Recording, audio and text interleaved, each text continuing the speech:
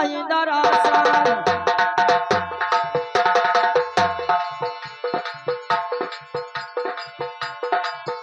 अरे इंदर बाबा यो नहीं दरासन मोर दौत्या या कैलाश हाय मोर दौत्या या कैलाश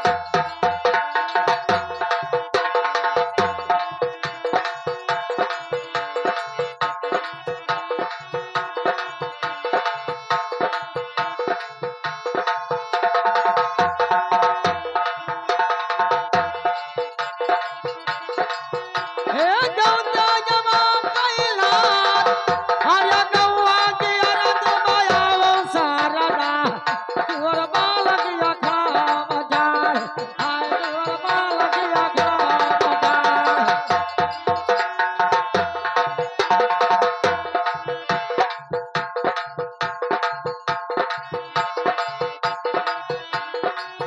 तो प्रभुनाथ बाबा के बनायल सानवन के पर्वत महाकाल भैया प्रभुनाथ बाबा पलागे अधिया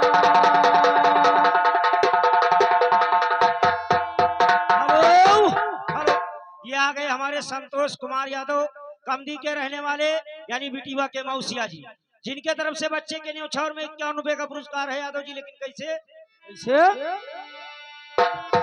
कहे तीरथ वासी चलो प्रभुनाथ भैया बाबा भला गधियाना मोर बाबा भला गधियाना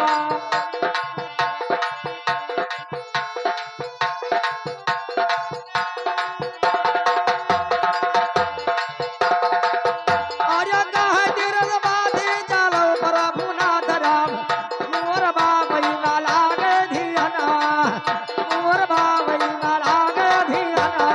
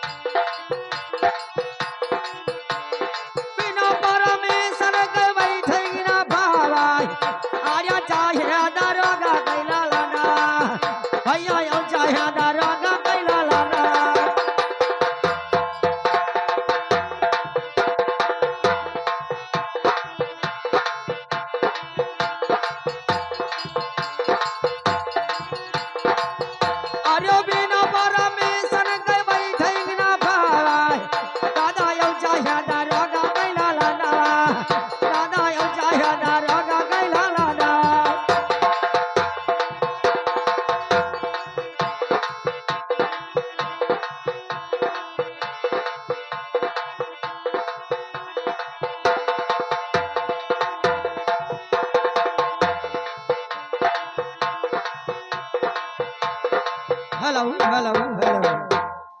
देखिए भैया ये 10 रुपया का दे बाबा बिरहा बंद कर दो तनी। कहाँ रवा सुनाई दे कैसे।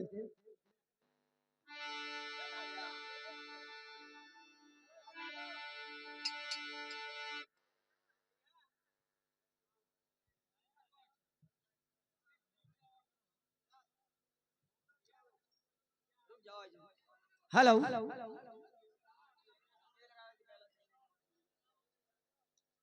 ए सुनो हो, आज हमें कितना दिन पर मिले हो है। आज तो बहुत दिन पे मिलन है तुम्हें। बहुत दिन पर। हाँ ए बहनी हे, ए पिंटू कम्मा।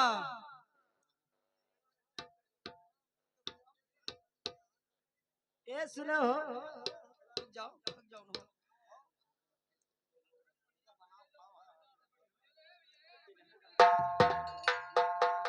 अरे बना परमेशन के बैठे ना पावाई भैया यौ चाहे दरोगा कैला लाना, भैया यौ चाहे दरोगा कैला लाना।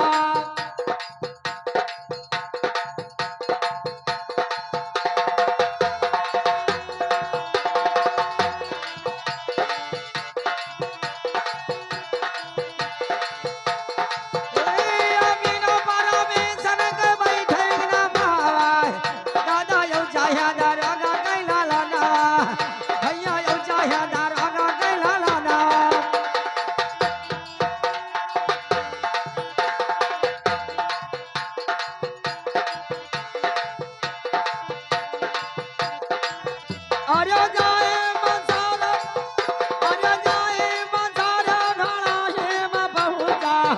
भैया हूँ आगे अरे हम सुनो बयाना, भैया हूँ आगे अरे हम सुनो बयाना।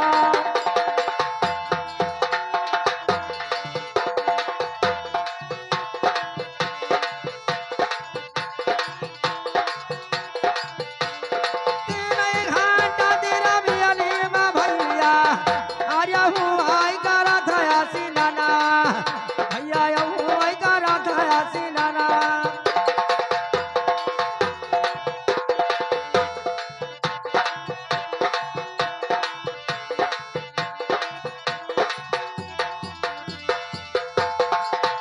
अरे रोने पहाड़ा पहुँच गया भैया, अरे दादा मा छूटा थे पसीना, दादा दादा मा छूटा थे पसीना।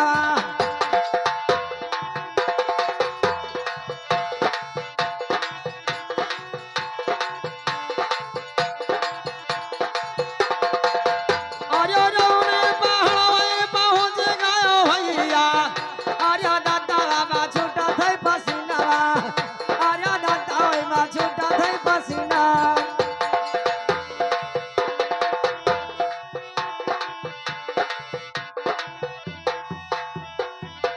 अरे दादा मा छूटा पसीना, अरे भाई मारे, अरे पहुँच गया गौवा गौरिया, अरे पहुँच गया गौवा गौरिया।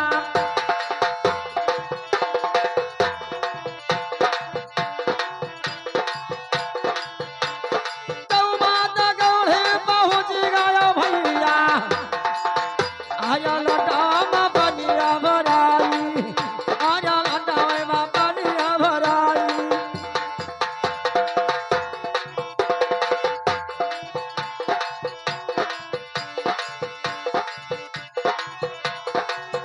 अरे साफा हुई दिया बनिया रे पावाई, नहीं बनिया खत्म हो जाई, नहीं बनिया खत्म हो जाई।